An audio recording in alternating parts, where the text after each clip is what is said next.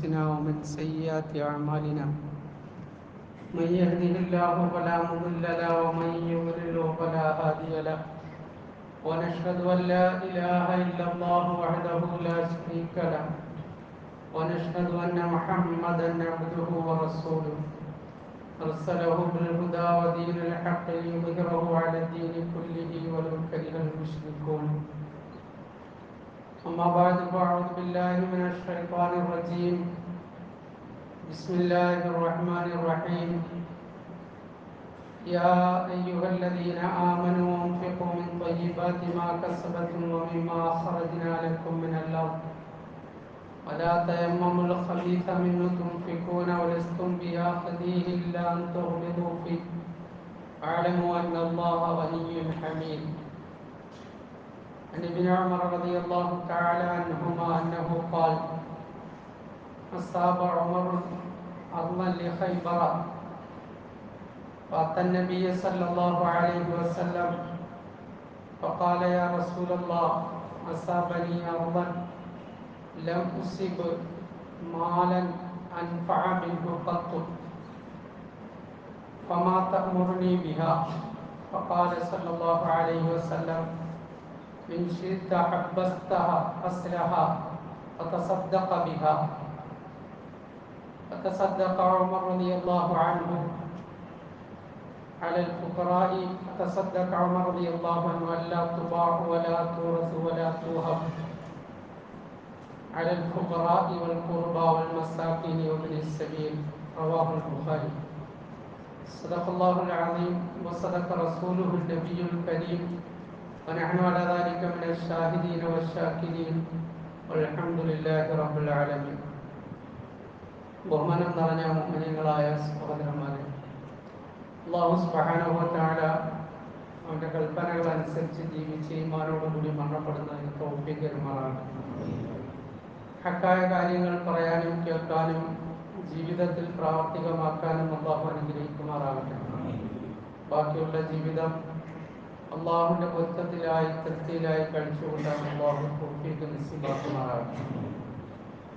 അല്ലാഹുവിന്റെ പരിശുദ്ധമായ ദീൻ നന്മ കരസ്ഥമാക്കുന്നതിന് പല രീതിയിലുള്ള ഇബാദത്തുകളും മാർഗങ്ങളും നമുക്ക് പഠിപ്പിച്ചിട്ടുണ്ട്.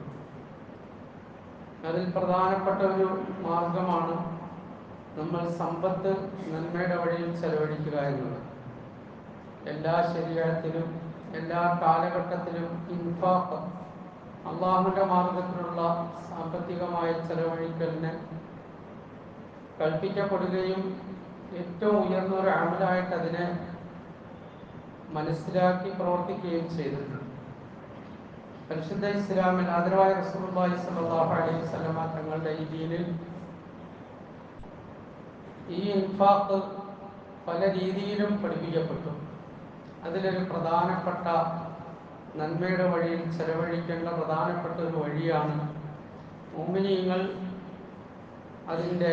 അവരുടെ കാലാകാല ജീവിതത്തിലേക്ക് ഉപകരിക്കുന്ന രീതിയിൽ അവരുടെ സമ്പത്ത് അള്ളാഹുവിന്റെ മാർഗത്തിൽ വഖഫ് ചെയ്യുക എന്നുള്ളത്.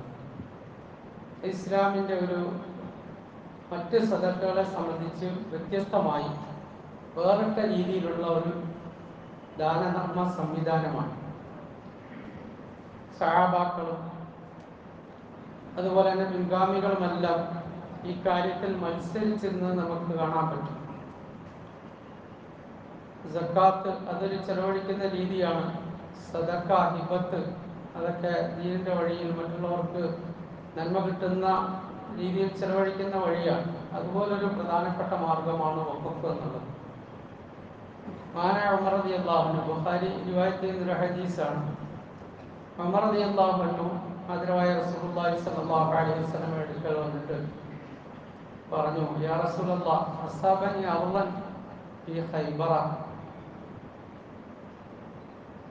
അല്ലാഹുവിന്റെ റസൂൽ സ്വല്ലല്ലാഹു അലൈഹി വസല്ലം, എനിക്ക് ഖൈബറിൽ കുറച്ച് ഭൂമി കിട്ടി. ഇത്രയും വിലപിടിപ്പുള്ള വേറെ ഭൂമി എനിക്കില്ല. ലം ഉസിബ് മാലൻ അൻഫഅ മിൻഹു ഖത്തു. അല്ലെങ്കിൽ മറ്റു പല വാക്കുകളും ഹദീസിൽ വന്നിട്ടുണ്ട്. ഇതിനേക്കാൾ വിലപിടിപ്പുള്ള ഇതിനേക്കാൾ പ്രയോജനപ്രദമായ വേറൊരു സമ്പാദ്യം എൻ്റെ കയ്യിലില്ല. എൻ്റെ ഏറ്റവും ഉയർന്ന സമ്പാദ്യമാണ്. ഈ എൻ്റെ സമ്പാദ്യത്തിൻ്റെ വിഷയത്തിൽ തങ്ങൾ എന്താണ് കൽപ്പിക്കുന്നത്? അത് സഹാബാക്കളുടെ രീതിയാണ്. ഏറ്റവും ഉയർന്ന എൻ്റെ സമ്പാദ്യമാണ്. ആ ഏറ്റവും ഉയർന്ന സമ്പാദ്യം എനിക്ക് നാളെ ആഖിറത്തിൽ ഉപകരിക്കണം എന്ന അവരുടെ ബുദ്ധിപരമായ കൃത്യമായ ചിന്ത, അവരുടെ ആഗ്രഹം. അതുകൊണ്ടാണ് വിധങ്ങൾ സല്ലല്ലാഹു അലൈഹി വസല്ലം വന്നിട്ട് ചോദിച്ചത്, ഞാൻ എങ്ങനെയാണ് ചെയ്യേണ്ടത്, എന്ത് ചെയ്യണം? വിധങ്ങൾ സല്ലല്ലാഹു അലൈഹി വസല്ലം പറഞ്ഞു,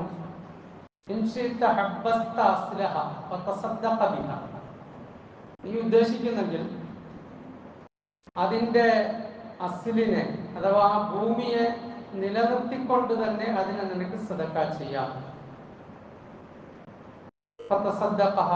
ഉമർ റളിയല്ലാഹു അൻഹു അങ്ങനെ അതിനെ സദഖ ചെയ്തു. അതിനെ വച്ച നിബന്ധന എന്താണ്? അല്ലാ തുബാഉ വലാ തൂറത്തു വലാ തൂഹബു.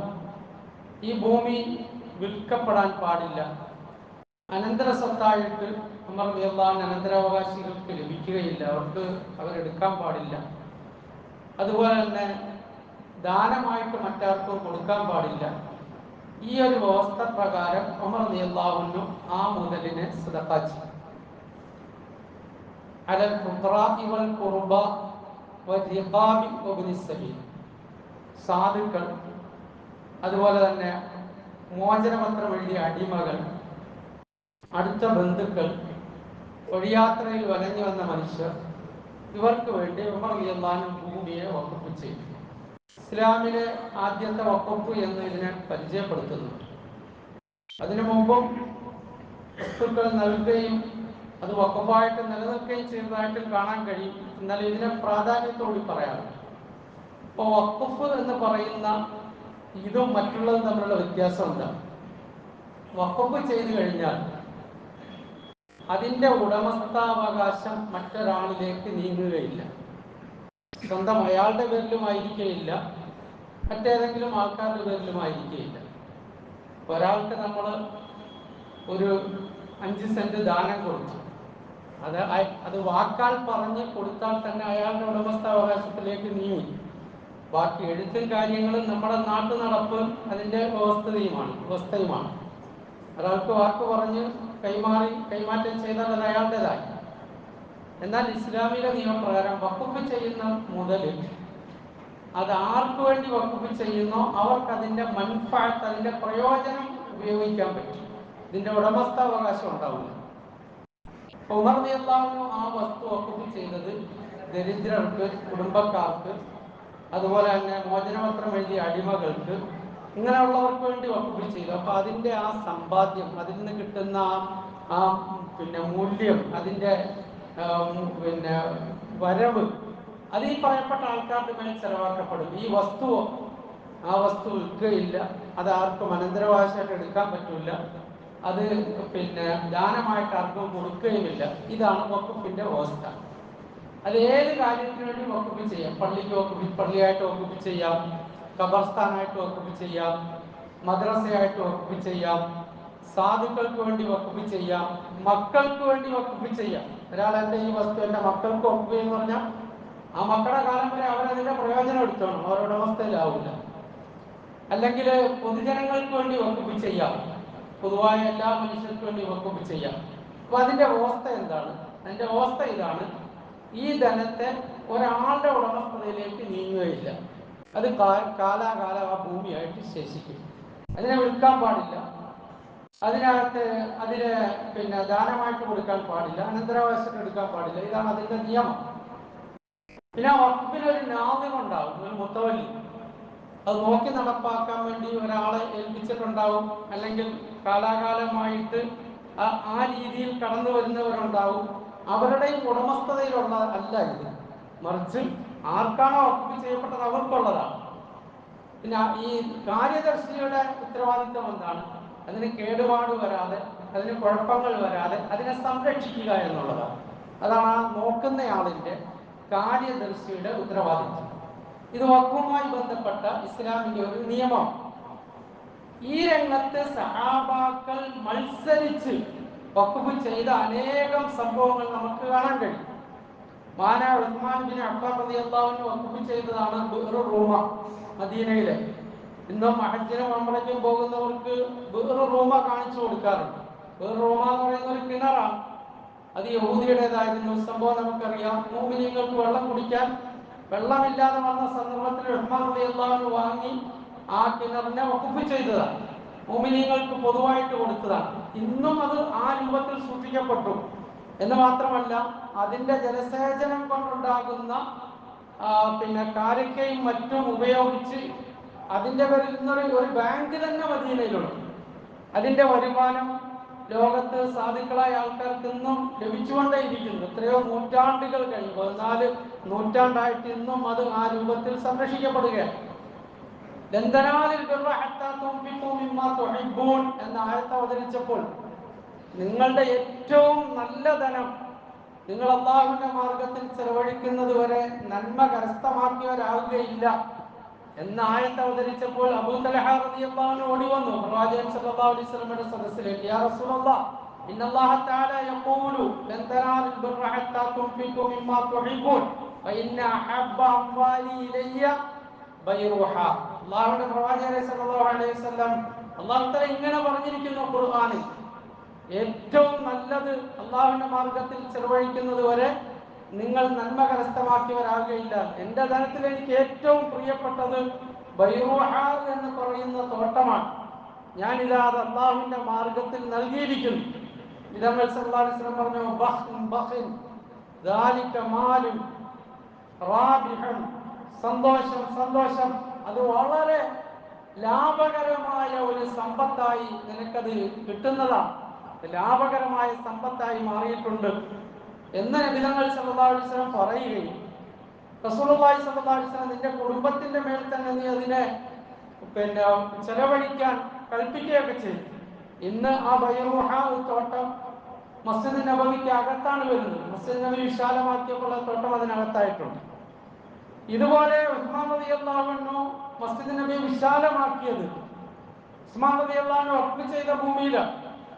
അത് ദീനുൽ ഇസ്ലാമിന്റെ ഏറ്റവും പ്രധാനപ്പെട്ട ഒരു ചിലവഴിക്കുന്ന ഒരു മാർഗമാണ്. നന്മയുടെ വഴിയിലുള്ള ഇൻഫാഖിന്റെ പ്രധാനപ്പെട്ട ഒരു വഴിയാണ് ഈ വഖഫ് എന്ന് പറയുന്നത്. സദഖ പോലെ, ഹിബത്ത് പോലെ പ്രധാനപ്പെട്ട ഒരു വഴിയാണ്. എല്ലാ കാലഘട്ടത്തിലും മുസ്ലിമീങ്ങൾ അതിനെ ഗൗരവമായിട്ട് ആ ഇബാദത്ത് ചെയ്യുന്നതിന് നല്ല ആൾക്കാർ ശ്രമിച്ചിരുന്നു എന്ന് മാത്രമല്ല, ദീനുൽ ഇസ്ലാമിൽ ഉള്ള ഈ ഒരു കാഴ്ചപ്പാട് അതൊരു അത്ഭുതകരമാണ്. അങ്ങനത്തെ ഒരു സമ്പത്ത് നിലനിർത്തുക എന്ന് പറയുന്ന ഒരു വ്യവസ്ഥിതി, അങ്ങനത്തെ ഒരു സമ്പ്രദായം ലോകത്ത് വേറെ എവിടെയും കാണാൻ കഴിയും. ഇസ്ലാമിന്റെ വഖഫിന്റെ രീതി കോപ്പി അടിച്ചാണ് പിന്നീട് പല സംഭവങ്ങളും പല സ്ഥാപനങ്ങളും പല പ്രൊജക്റ്റുകളും ഒക്കെ ഇന്ന് നമ്മളുടെ നാടുകളിൽ കാണുന്നത് ഉണ്ടായിത്തീർന്നു. പല ആൾക്കാരുടെ പേരിലും പൈസ ഇൻവെസ്റ്റ് ചെയ്യുക, എന്നിട്ട് അവരുടെ ആശയങ്ങൾ പ്രചരിപ്പിക്കാൻ ആ പൈസയും അതിന്റെ പലിശയൊക്കെ എടുത്ത് പ്രചരിപ്പിക്കുക, അങ്ങനെ പല ഒരുപാട് സാഹിത്യകാരന്മാരുടെ പേരിലും അല്ലാത്തവരുടെ പേരിലും ഒക്കെ ഇന്ന് അങ്ങനത്തെ സംവിധാനങ്ങളുണ്ട്. ആ സംവിധാനമൊക്കെ ശരിക്കും ഇസ്ലാമിന്റെ ഈ വഖഫിൽ നിന്നും മനുഷ്യർ മനസ്സിലാക്കിയെടുത്തതാണ്. ഇതൊരു വലിയ അത്ഭുതകരമായ ഒരു സാമ്പത്തിക സംവിധാന രീതിയാണ്. മഹാനായ ഉമർ റളിയല്ലാഹു അൻഹു, ഉസ്മാൻ റളിയല്ലാഹു അൻഹു, മറ്റു സഹാബാക്കളെല്ലാം ചെയ്ത ഈ വഖഫുകളെ സംബന്ധിച്ച് ചരിത്രത്തിൽ കാണാൻ കഴിയും. നബി സല്ലല്ലാഹു അലൈഹി വസല്ലം മദീനയിൽ എത്തിയപ്പോൾ തന്നെ ബനു നജ്ജാർ ഗോത്രത്തിന്റെ കയ്യിലാണ് ആ മസ്ജിദ് നബവി ഇരിക്കുന്ന പ്രദേശമുള്ളത്. റസൂലുള്ളാഹി സ്വല്ലല്ലാഹു അലൈഹി വസല്ലം അവരോട് പറഞ്ഞു, കാമിനൂനി, നിങ്ങൾ ഈ പ്രദേശം, ഈ ഭൂമി, ഈ സ്ഥലം എനിക്ക് വിലയ്ക്ക് നൽകുക, ഇവിടെ മസ്ജിദ് നിർമ്മിക്കാൻ വേണ്ടി. ബനു നജ്ജാർ ഗോത്രക്കാർ പറഞ്ഞു, അല്ലാഹുവിന്റെ പ്രവാചകൻ സല്ലല്ലാഹു അലൈഹി വസല്ലം, അതൊരിക്കലും തങ്ങൾക്ക് വിലയ്ക്ക് നൽകാനുള്ളതല്ല, ഞങ്ങൾ അത് വിട്ടു തന്നിരിക്കുകയാണ് അല്ലാഹുവിന്റെ പള്ളിക്ക് വേണ്ടി, മസ്ജിദിന് വേണ്ടി. അതിന്റെ വില ഞങ്ങൾക്ക് നൽകേണ്ടതില്ല, ഞങ്ങൾ അതിന്റെ വില വാങ്ങിക്കുകയുമില്ല. ഇമാം ബുഖാരി ഉദ്ധരിക്കുന്ന ഹദീസാണ്. അങ്ങനെ നബി സല്ലല്ലാഹു അലൈഹി വസല്ലം ആ സ്ഥലത്ത് മസ്ജിദ് നിർമ്മിച്ചു. ബനു നജ്ജാർ ഗോത്രക്കാർക്ക് കിട്ടിയ മഹാത്മ്യം എത്ര വലുതാണ്!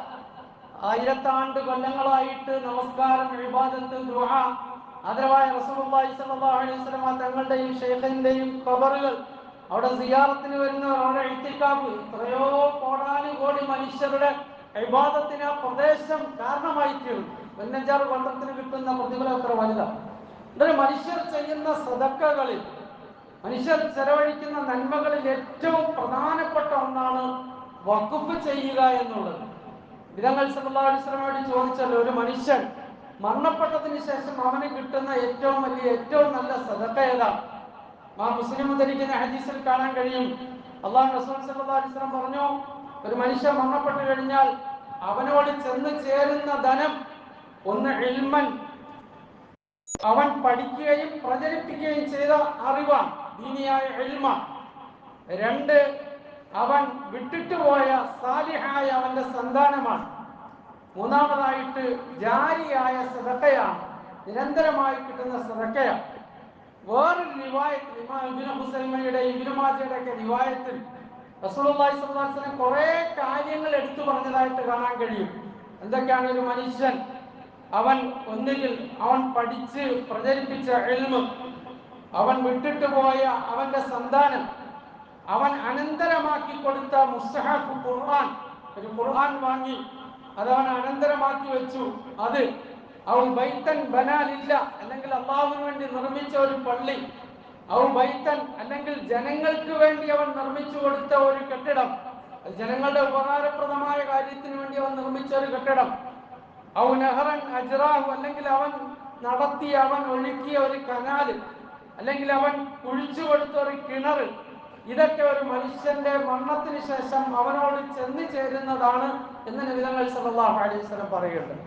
അതുകൊണ്ട് അത് ഒരു കാലഘട്ടത്തിൽ ഇസ്ലാമിൽ ഏറ്റവും ഗൗരവമായിട്ട് സമ്പത്തുള്ളവർ അത് ചെയ്തിരുന്നു. ഇപ്പോഴും നമ്മളെ മക്കയിലേക്ക് പോയാൽ, ഹജ്ജിന് പോയിട്ട് വന്നവർക്ക് അറിയാൻ പറ്റും, സിയാറയ്ക്ക് പോകുമ്പോൾ അറഫയുടെയും അറഫയിലേക്ക് പോകുന്ന വഴിയിൽ മലയുടെ ഓരത്തായിട്ട് വലിയ ഭിത്തി ഇങ്ങനെ കാണിച്ചു കൊടുത്തിട്ട് ഗൈഡ് പറയും, ഇത് ഐനു സുബൈദ എന്നാണ് ഇതിന് പറയുന്നത്, സുബൈദ രാജ്ഞിയുടെ ഒരു കനാലാണ് എന്ന് പറഞ്ഞ് പരിചയപ്പെടുത്തി കൊടുക്കാറുണ്ട്. ഇതിപ്പോൾ അതിൽ വെള്ളമൊന്നുമില്ല, പക്ഷെ അതിന്റെ ആ കനാലിന്റെ ആ ഭിത്തി മതിലിപ്പടി നമുക്ക് കാണാൻ പറ്റും, കിലോമീറ്ററുകളോളം കാണാൻ പറ്റും. ഹാറൂൺ റഷീദിന്റെ ഭാര്യയായിരുന്നു. അവർ ഹാജിമാർക്ക് അറഫയിലും മുസ്ദലിഫയിലും മിനായിലും ഒക്കെ വെള്ളം കിട്ടുന്നതിന് വേണ്ടി അന്ന് ജലക്ഷാമമുള്ള ആ കാലഘട്ടത്തിൽ അവരൊരു കനാല് കീറി ആ വെള്ളം ഒഴുക്കുകയുണ്ടായി. അത്ഭുതകരമായ ഒരു സ്വപ്നം അവർ കണ്ടതായിട്ടൊക്കെ ചരിത്രകാരന്മാർ രേഖപ്പെടുത്തുന്നുണ്ട്. അതിന്റെ പേര് കാരണം ഇങ്ങനെ ഉമ്മത്തിന്, ജനങ്ങൾക്ക് പ്രയോജനപ്രദമായ കാര്യങ്ങൾ ചെയ്യുക എന്നത് അക്കാലഘട്ടത്തിലെ ദീനുള്ളവർ, സമ്പത്തുള്ളവർ ഏറ്റവും വലിയ കാര്യമായിട്ട് കണക്കാക്കിയിരുന്നു. അങ്ങനെയുള്ള കോടിക്കണക്കിന് വഖഫിന്റെ സ്വത്തുകൾ എല്ലാ രാജ്യത്തും ഉണ്ട്. ലോകത്തെ മുസ്ലിമീങ്ങളുടെ പട്ടിണി മാറാൻ ഈ രണ്ട് കാര്യം ശരിയായി ശ്രദ്ധിച്ചാൽ മതിയാവും. ഒന്ന്, സക്കാത്തിന്റെ വ്യവസ്ഥിതി അത് കൃത്യമായി നടപ്പാക്കുക. രണ്ട്, ഇങ്ങനെയുള്ള വഖഫിന്റെ ഭൂമിയെ ശരിയായ രീതിയിൽ ഉപയോഗപ്പെടുത്തിയാൽ ലോക ജനതയുടെ, മുസ്ലിമീങ്ങളുടെ പട്ടിണി മാറ്റാൻ തന്നെ പറ്റും. അത്രത്തോളം വഖഫ് ചെയ്യപ്പെട്ട സ്ഥലങ്ങളുണ്ട്. ഈ വഖഫ് ചെയ്യുന്നത് ഏറ്റവും വലിയൊരു അമലായതുപോലെ ആ വഖഫ് ചെയ്യപ്പെട്ട സ്ഥലത്തെ സംരക്ഷിക്കുക എന്നതും ഏറ്റവും വലിയൊരു പ്രധാനപ്പെട്ട ജോലിയാണ്, പ്രധാനപ്പെട്ട ഉത്തരവാദിത്വമാണ്, ദീനിൽ ഒരു അമാനത്തായിട്ട് കൽപ്പിക്കപ്പെട്ട കാര്യമാണ്. ആ രംഗത്ത് മുസ്ലിം സമുദായത്തിനുണ്ടായ വീഴ്ച, നമുക്ക് സംഭവിച്ച വീഴ്ച പറയാൻ കഴിയാത്തതാണ്.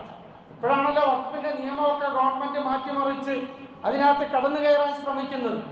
എന്നാൽ ഈ വഖഫ് ഭൂമിയുമായി ബന്ധപ്പെട്ട് വമ്പൻ വീഴ്ചകളാണ് നമുക്ക് സംഭവിച്ചിട്ടുള്ളത്. എവിടെ നോക്കിയാലും, നമ്മുടെ കേരളത്തിൽ മാത്രമല്ല, ഇന്ത്യയിൽ എവിടെ നോക്കിയാലും കോടാനുകോടിയുടെ വഖഫ് സ്വത്തുകൾ മുസ്ലിമീങ്ങൾക്ക് അന്യാധീനപ്പെട്ടു പോയിട്ടുണ്ട്. ഡൽഹിയിലെ കണ്ണായ സ്ഥലങ്ങൾ, പണോട്ട പ്ലാസ പോലെയുള്ള പ്രദേശങ്ങളെല്ലാം വഖഫ് ഭൂമിയാണ് എന്നാണ് കൃത്യമായി അതിന്റെ രേഖകൾ പറയപ്പെടുന്നത്. വിഭജനത്തിന് ശേഷം സർക്കാരുകൾ അത് ഏറ്റെടുക്കുകയായിരുന്നു. എന്നാൽ അവിടത്തേക്ക് അവസ്ഥ എന്നുള്ളത് നോക്കിയാൽ എത്രയോ കോടാനുകോടിയുടെ സമ്പത്താണ് അവിടെ ഉള്ളത്. ഇങ്ങനത്തെ ആയിരക്കണക്കിന് ഏക്കറുകൾ, അതുപോലെ തന്നെ വസ്തുക്കൾ, കെട്ടിടങ്ങൾ, ഇത് മുഴുവനും സംരക്ഷിക്കപ്പെടേണ്ട ഈ സമുദായം, അല്ലെങ്കിൽ അതിന്റെ ഉത്തരവാദിത്വം നിർവഹിക്കേണ്ടവർ കാലാകാലങ്ങളിൽ വരുത്തിയ വീഴ്ച വലിയ നഷ്ടം ഈ സമുദായത്തിന് ഉണ്ടാക്കിയിട്ടുണ്ട്. നമ്മളിന്ന് നോക്കുമ്പോൾ പല പ്രധാനപ്പെട്ട ടൗണുകളിലേക്കൊക്കെ പോയാൽ പലരുടെയും വലിയ വലിയ സ്ഥാപനങ്ങൾ ഇങ്ങനെ ഉയർന്നു നിൽക്കുന്നത് കാണാൻ പറ്റും.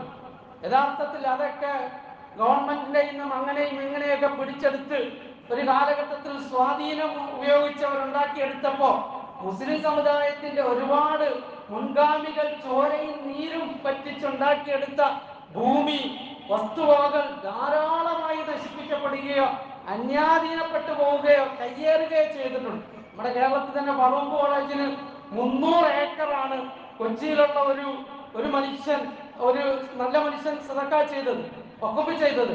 ഇന്ന് അവിടെ പോയി നോക്കിയാൽ എത്രയുണ്ട്? അതെല്ലാം ആൾക്കാർ കുടിയേറി പാർത്ത് തിരിച്ചു കിട്ടാത്ത അവസ്ഥയിലേക്ക് ആയിപ്പോയി. ഇതെല്ലാ പ്രദേശങ്ങളിലും ഉണ്ട്, നമ്മുടെ നാടുകളിലും കാണും, പരിസര പ്രദേശങ്ങളിലും കാണും. അതിനായി റസൂലുള്ളാഹി സ്വല്ലല്ലാഹു അലൈഹി വസല്ലം പറഞ്ഞു, ഇന്നൽ അമീനൽ, തീർച്ചയായും വിശ്വസ്തയോടുകൂടി വഖഫ് സ്വത്തുക്കളെ സൂക്ഷിക്കുന്ന സൂക്ഷിപ്പുകാരൻ, ഇന്നൽ ഖാസിനൽ അമീന അഹദുൽ മുതസദ്ദിഖൈൻ, അങ്ങനെയുള്ള മനുഷ്യൻ സദഖ ചെയ്ത ആളിന്റെ സ്ഥാനത്താണ്. അപ്പൊ അതൊരു ഉത്തരവാദിത്തമാണ്, അതൊരു അമാനത്താണ്. അപ്പൊ ആദ്യം സമുദായം അതിനെക്കുറിച്ച് ബോധവാന്മാരാകണം. നമ്മുടെ വഖഫ് ഭൂമിയെക്കുറിച്ച് നമുക്ക് ബോധമുണ്ടാകണം. നമ്മുടെ പള്ളിയുടെ വസ്തുക്കൾ, നമ്മുടെ ഖബർസ്ഥാന്റെ വസ്തുക്കൾ, നമ്മുടെ സ്ഥാപനങ്ങളുടെ വസ്തുക്കൾ, നമ്മുടെ സ്കൂളുകളുടെ, ചെറിയ മദ്രസകളുടെ വസ്തുക്കൾ, ഇതൊക്കെ ഒരു കാലഘട്ടത്തിൽ ഏതൊരു ലക്ഷ്യത്തിൽ അത് സമ്പത്ത് സ്വരൂപിച്ച് മുൻഗാമികൾ അത് വാങ്ങി സമുദായത്തിൻ്റെതാക്കിയോ അത് ഏറ്റവും നല്ല രീതിയിൽ സംരക്ഷിക്കുക എന്നതാണ് ഓരോ കമ്മിറ്റിയുടെയും ഓരോ ഉത്തരവാദിത്തപ്പെട്ട മുത്തവല്ലിമാരുടെയും ഏറ്റവും വലിയ ചുമതല. പള്ളി കമ്മിറ്റിയുടെയും ചുമതല അതാണ്, എല്ലാ പള്ളി കമ്മിറ്റിക്കാരുടെയും ചുമതല അതാണ്. ഇല്ലെങ്കിൽ ആഖിറത്തിൽ സമാധാനം പറയേണ്ടി വരും. കാരണം വഖഫ് ചെയ്ത ഭൂമി അത് അല്ലാഹുവിൻ്റെതാണ്. അതാണ് നമ്മൾ ശ്രദ്ധിക്കേണ്ടത്. അതൊരു മനുഷ്യൻ്റെതല്ല. ഒരു ഭൂമി വഖഫ് ചെയ്താൽ അതിന്റെ ഉടമസ്ഥാവകാശം ആരിലേക്കാണ് മാറുന്നത്? അത് അല്ലാഹുവിലേക്കാണ് മാറുന്നത്. ആ നാമറിന് ഞാൻ 10 സെന്റ് വാങ്ങിച്ച് വഖഫ് ചെയ്തൊരു പള്ളി വെച്ചാൽ, ഞാൻ അതിന്റെ മുത്തവല്ലിയായാൽ എനിക്ക് ഇന്നയാൾ അവിടെ കയറി ഇന്നയാൾ കയറാൻ പറ്റില്ലെന്ന് പറയാനുള്ള അവകാശമില്ല മുത്തവല്ലിക്ക്. കാരണം അത് വഖഫ് ചെയ്യപ്പോയി പെട്ടുപോയി. അതിന്റെ ഉടമസ്ഥാവകാശമില്ല, അതിന്റെ സംരക്ഷണാവകാശം മാത്രമേ ഉള്ളൂ. സംരക്ഷണാവകാശം എന്ന് പറഞ്ഞാൽ അത് നോക്കി നടപ്പാക്കുക, അതിന് കേടുപാട് വന്നാൽ സൂക്ഷിക്കുക, അതിന്റെ അറ്റകുറ്റപ്പണികൾ നിർവഹിക്കുക, അതിനെ നന്നായി പരിചരിക്കുക, പരിരക്ഷിക്കുക. ഇതിനപ്പുറത്തേക്ക് വേറെ എനിക്ക് അതിനകത്ത് ഒരവകാശമില്ല, ഒരു ഉത്തരവാദിത്വം ഇല്ല. മറിച്ച് അതിനെ സൂക്ഷിക്കുക എന്നുള്ളത്, അത് ഏറ്റവും നല്ല രീതിയിൽ സൂക്ഷിക്കണം. അത് ഓരോരുത്തരും, ഒരു മുത്തവല്ലിയാണെങ്കിൽ ആ മുത്തവല്ലിയുടെ കാലഘട്ടത്തിൽ, ഒരു കമ്മിറ്റി ആണെങ്കിൽ ആ കമ്മിറ്റിയുടെ കാലഘട്ടത്തിൽ അതിനൊരു കേടുപാടും വരാതെ സൂക്ഷിക്കണം. ഇന്ന് നമ്മൾ നോക്കിയാൽ യുപിയിൽ ഒരുപാട് മദ്രസകൾ പൊളിച്ചു കളഞ്ഞിട്ടുണ്ട്, ഒരുപാട് പള്ളികൾ പൊളിച്ചു കളഞ്ഞിട്ടുണ്ട്. കാരണം എന്താണ്? അവരുടെ കയ്യിൽ അത് പൊളിച്ചു കളയാനുള്ള ഒരു ചെറിയ വഴി നമ്മൾ തുറന്നിട്ടിട്ടുണ്ട്. ഒന്നുകിൽ അതിന്റെ പേപ്പർ കറക്റ്റ് ആയിരിക്കത്തില്ല, അല്ലെങ്കിൽ അത് വേണ്ടതുപോലെ രജിസ്റ്റർ ചെയ്തിട്ടുണ്ടാവില്ല, അതല്ലെങ്കിൽ പാട്ടത്തിനെടുത്തതാണെങ്കിൽ, അല്ലെങ്കിൽ ഗവൺമെന്റ് ലൈസൻസ് ഉള്ളതാണെങ്കിൽ ആ ലൈസൻസ് പുതുക്കിയിട്ടുണ്ടാവില്ല. പേപ്പർ നോക്കുമ്പോൾ പേപ്പർ ഇല്ല. അപ്പൊ മറ്റേ പാർട്ടിയുടെ ബുൾഡോസർ വന്ന് പൊളിച്ചു കളയും. നമ്മൾ നിലവിളിക്കും, ആ പൊളിച്ചുകൊണ്ട് പോയേന്ന് പറഞ്ഞിട്ട്. നിലവിളിച്ചിട്ട് ഒരു കാര്യമില്ല. സോഷ്യൽ മീഡിയയിൽ നിന്ന് നമ്മൾ കുത്തിയിരുന്ന് അങ്ങോട്ടും ഇങ്ങോട്ടും അയക്കാമെന്നല്ലാതെ ഒരു കാര്യമില്ല. എന്താ കാരണം?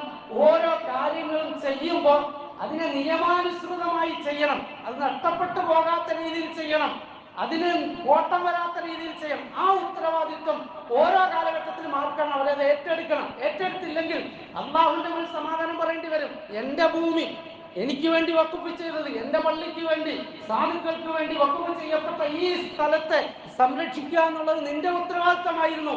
നീ അത്രത്തോളം പൂർത്തീകരിച്ചു എന്ന് ചോദിക്കും. ആ ചോദിക്കുന്ന സന്ദർഭത്തിൽ മറുപടി പറഞ്ഞേ പറ്റുള്ളൂ. സ്വന്തം മുതൽ സൂക്ഷിക്കുന്നത് പോലെ സൂക്ഷിക്കാൻ നമ്മൾ ബാധ്യസ്ഥരാണ്. അപ്പൊ അതിനെന്തെങ്കിലും കുറവുണ്ടെങ്കിൽ, നമ്മുടെ ഭൂമിക്ക് എന്തെങ്കിലും കുറവുണ്ടെങ്കിൽ നമ്മളതിന് പരിഹാരം ഉണ്ടാക്കില്ലേ? അവിടെ അതിന് കരമടച്ചതിൽ, അതിന് പോക്കുവരവ് ചെയ്യുന്നതിൽ, അല്ലെങ്കിൽ അതിന്റെ അതിർത്തിയിൽ എന്തെങ്കിലും പ്രശ്നങ്ങൾ ഉണ്ടെങ്കിൽ അത് പരിഹരിച്ചിട്ടേ ഉറക്കം വരുള്ളൂ. പക്ഷെ അല്ലാഹുവിന് വേണ്ടി വഖഫ് ചെയ്യപ്പെട്ട സ്ഥലങ്ങൾ, അങ്ങനെയുള്ള മദ്രസകൾ, പൊതുവായി വഖഫ് ചെയ്യപ്പെട്ട സംരംഭങ്ങൾ, അതെങ്ങനെയോ ആയിക്കൊള്ളട്ടെ എന്നൊരു രീതി സമുദായത്തിൽ ഉണ്ടായിട്ടുണ്ട്.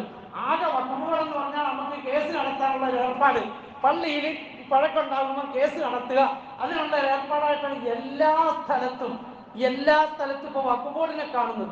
അതല്ലാതെ ആ വഖഫ് ചെയ്യപ്പെട്ട സ്ഥലങ്ങൾ സംരക്ഷിക്കുക എന്നുള്ളതൊരു ഗൗരവമായിട്ട് ആരും ചിന്തിക്കാറില്ല. അത് ദീനിലൊരു പ്രധാനപ്പെട്ട വിഷയമാണ്, പ്രധാനപ്പെട്ട കാര്യമാണ്. പ്രത്യേകിച്ച് ഇനിയുള്ള കാലഘട്ടങ്ങളിൽ മുസ്ലിം ഉമ്മത്ത് അവർക്ക് വഖഫ് ചെയ്യപ്പെട്ട ഇങ്ങനത്തെ ഭൂമികളെ പ്രത്യേകം കണ്ടെത്തി അത് പൂർണ്ണമായിട്ട് സംരക്ഷിക്കപ്പെടണം. നമ്മൾ ചിന്തിക്കുമ്പോൾ ചിലപ്പോൾ നമുക്ക് ഭയങ്കരമായ വിഷമം തോന്നുന്ന സംഭവങ്ങളുണ്ട്. ഇപ്പോഴും ഇന്ത്യയിൽ അറിയപ്പെട്ട പല സ്ഥാപനങ്ങളുടെയും പേപ്പറും രേഖയൊന്നുമില്ല.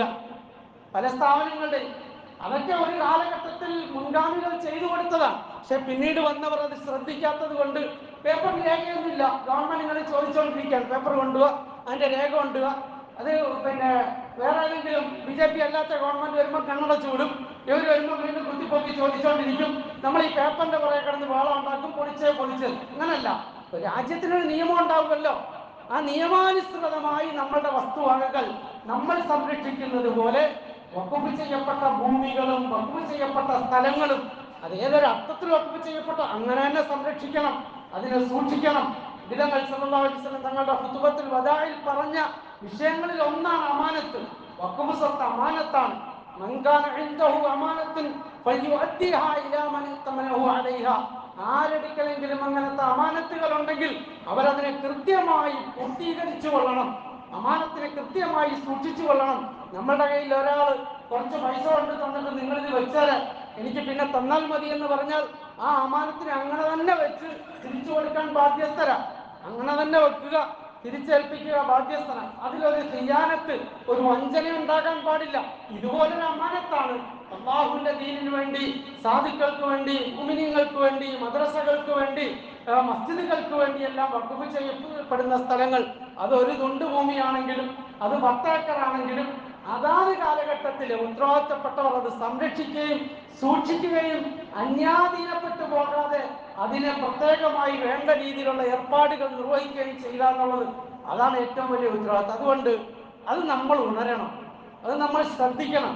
അത് വിദ്യാഭ്യാസ സ്ഥാപനങ്ങൾ നടത്തുന്നവരാണെങ്കിലും മസ്ജിദുകളുടെയും മറ്റും പരിപാലന സമിതിയാണെങ്കിലും ഓരോ വാർഡിലും ഓരോ മെമ്പർമാരുണ്ടല്ലോ. മെമ്പർമാരെന്ന് പറഞ്ഞ് കയറുന്ന ആകൃതി പടച്ചോൻ ചോദിക്കും, നീ മെമ്പറായിരുന്ന പ്രദേശത്ത് എനിക്ക് ഇത്രത്തോളം സ്ഥലം ഉണ്ടായിരുന്ന ഒരു സാധു വഖഫ് ചെയ്ത് നിൽപ്പാൻ അതെന്താ അതിന്റെ അവസ്ഥ എന്ന് ചോദിച്ചാൽ മെമ്പർ മറുപടി പറഞ്ഞേ പറ്റുള്ളൂ. ബാക്കി കല്യാണം നടത്തലും ബാക്കി കാര്യങ്ങൾ നടത്തിയിട്ട് അവിടെ ചെന്ന അതിനൊന്നും വലിയ ചോദ്യമൊന്നുമില്ല, അതൊക്കെയും നടന്നു പോകും. എനിക്ക് വേണ്ടി വഖഫ് ചെയ്തത് ആ പ്രദേശത്തുള്ളത് എന്ത് ചെയ്തു, അതാരെങ്കിലും അതിന്റെ അതിര് തോണ്ടി കളഞ്ഞിട്ടുണ്ടോ, അതാരെങ്കിലും കയ്യേറിയിട്ടുണ്ടോ, അവിടെ എന്തെങ്കിലും സംഭവിച്ചിട്ടുണ്ടോ ചോദിച്ചാൽ ചോദ്യത്തിന് മറുപടി പറയണം, എല്ലായിടത്തും പറയണം. അതുകൊണ്ട് ഈ സമുദായത്തിന്റെ ഒരുപാട് വസ്തുവകകൾ ഇങ്ങനെ നഷ്ടപ്പെട്ടു പോയിട്ടുണ്ട്. ആദ്യം നമ്മൾ ഉണരണം. ഉമ്മത്തിന്റെ പൊതുവായ മുതലുകൾ അത് സംരക്ഷിക്കപ്പെടണം, അത് സൂക്ഷിക്കപ്പെടണം. പിന്നീടാണ് അടുത്ത പ്രശ്നങ്ങൾ. ഗവൺമെന്റ് വോട്ട്, അവരുടെ താല്പര്യങ്ങൾക്കനുസരിച്ച് ഉണ്ടാകുന്ന വിഷയങ്ങൾ. നമുക്ക് വേണമെങ്കിൽ അതിനെതിരെ ഒരു പ്രതിഷേധം, ഒരു പ്രകടനമൊക്കെ നടത്തിയിട്ട് സായുജ്യം അടയാം. അതിലൊന്നും വലിയ കാര്യമൊന്നുമില്ല, അത് വേണമെങ്കിൽ ചെയ്യാവുന്നേ ഉള്ളൂ. അടിസ്ഥാനപരമായി സമുദായത്തിന് ബോധം വേണം, നമ്മുടെ സമ്പത്ത് ഈ സംരക്ഷിക്കപ്പെടണം. അങ്ങനെ സംരക്ഷിക്കപ്പെട്ടിരുന്നെങ്കിൽ ഈ ലോകത്തെ, ഈ രാജ്യത്തെ മുസ്ലിമീങ്ങളുടെ പട്ടിണി മാറാൻ ഈ വഖഫ് സ്വത്തുക്കൾ മാത്രം മതിയാവുമായിരുന്നു.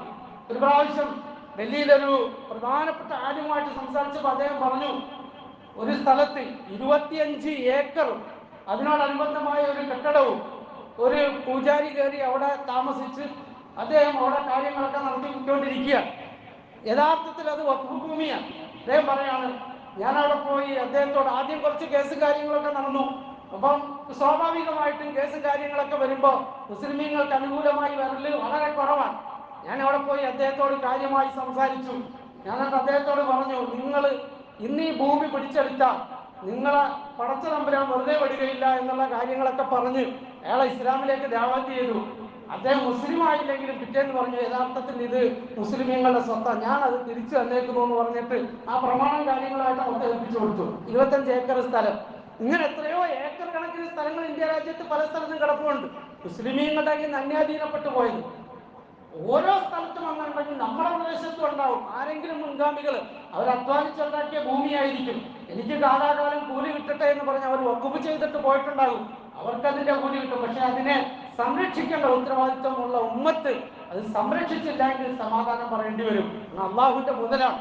അതിനകത്ത് ക്രയവിക്രയം ചെയ്യുന്നത് പോലെ ശ്രദ്ധിച്ചു വേണം. പള്ളിയിൽ കിടക്കുന്ന ഒരു സാധനം വഖഫ് ചെയ്യപ്പെട്ടതാണെങ്കിൽ അത് വിൽക്കുന്നതിന് പോലും അതിൻ്റെതായ മാനദണ്ഡങ്ങളുണ്ട്. വെറുതെ വിൽക്കാൻ പോലും പറ്റില്ല. അത്രയും കർക്കശമാണ് അതിൻ്റെ കാര്യങ്ങൾ. അതിൻ്റെ പ്രയോജനം മാത്രമേ എടുക്കാൻ പറ്റുള്ളൂ. അതുകൊണ്ട് വഖഫ് ചെയ്യണം, വഖഫുകൾ നിലനിർത്തണം. അത് നമ്മുടെ ആഖിറത്തിലേക്കുള്ള ഏറ്റവും വലിയൊരു ഒഴുക്ക് സ്വത്താണ്. അതിനോടൊപ്പം വഖഫ് ചെയ്യപ്പെട്ട ഭൂമിയും സ്ഥലങ്ങളും സംവിധാനങ്ങളും ഏതൊരർത്ഥത്തിൽ ഏതൊരു ലക്ഷ്യത്തിലാണോ അത് ഓരോ കാലഘട്ടത്തിലും വഖഫ് ആ ലക്ഷ്യത്തിൽ തന്നെ അതിനെ നിലനിർത്തുകയും ചെയ്യണം. അല്ലാഹു സുബ്ഹാനഹു വ തആല ദീനിന്റെ വശങ്ങൾ കാര്യങ്ങൾ മനസ്സിലാക്കി അമൽ ചെയ്യാൻ നമുക്ക് എല്ലാവർക്കും തൗഫീഖ് നസീബാക്കുമാറാകട്ടെ.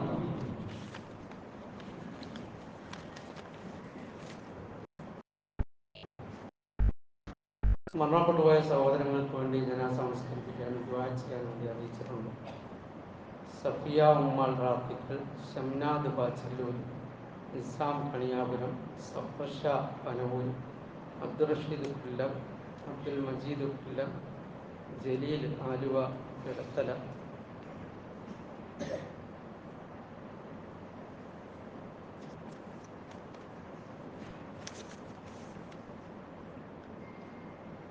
അതുപോലെ തന്നെ ഓഗസ്റ്റ് 15 വ്യാഴാഴ്ച രാവിലെ 7 മണിക്ക് സ്വാതന്ത്ര്യദിനവുമായി ബന്ധപ്പെട്ട് നമ്മുടെ മദ്രസ വിദ്യാർത്ഥികളുടെയും ജമാഅത്ത് അംഗങ്ങളുടെയും പ്രോഗ്രാം ഇവിടെ വെച്ചിട്ടുണ്ട്. എല്ലാവരും പങ്കെടുക്കണമെന്ന് പ്രത്യേക ഓർമ്മപ്പെടുത്തി.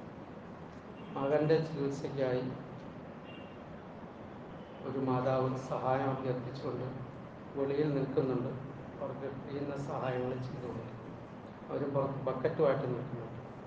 പള്ളിക്കും മദ്രസയ്ക്കും വേണ്ടി സംഭാവന ചെയ്ത സഹോദരങ്ങൾക്ക് ദുആ ചെയ്യാൻ അറിയിച്ചിട്ടുണ്ട്. അല്ലാഹു സുബ്ഹാനഹു വ തആല മരണപ്പെട്ടുപോയ സഹോദരങ്ങൾക്ക് പുറത്തു കൊടുക്കുമാറാകട്ടെ. ഖബറിനെ അല്ലാഹു വിശാലമാക്കുമാറാകട്ടെ. മഗ്ഫിറത്തും റഹ്മത്തും പ്രദാനം ചെയ്യുമാറാകട്ടെ. പള്ളിക്ക് വേണ്ടി സംഭാവന ചെയ്ത സഹോദരങ്ങൾ, ദർസിന് വേണ്ടി സംഭാവന ചെയ്തവരുടെ സംഭാവനകളെ അല്ലാഹു കബൂലാക്കുമാറാകട്ടെ.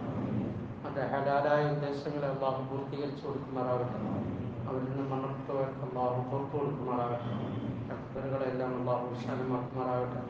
നമ്മൾ നിന്ന് വേർപെട്ടുപോയ മാതാപിതാക്കൾ, ബന്ധുമിത്രാദികൾ, കുട്ടികളുപാദികൾ, ഉസ്താദന്മാർ, നമ്മുടെ മസ്ജിദിൻ്റെ ചുറ്റുഭാഗത്തായി കിടക്കപ്പെട്ടിരിക്കുന്ന മുഅ്മിനീങ്ങൾ, മുഅ്മിനാത്തുകൾ എല്ലാവർക്കും അല്ലാഹു പുറത്തു കൊടുക്കുമാറാകട്ടെ.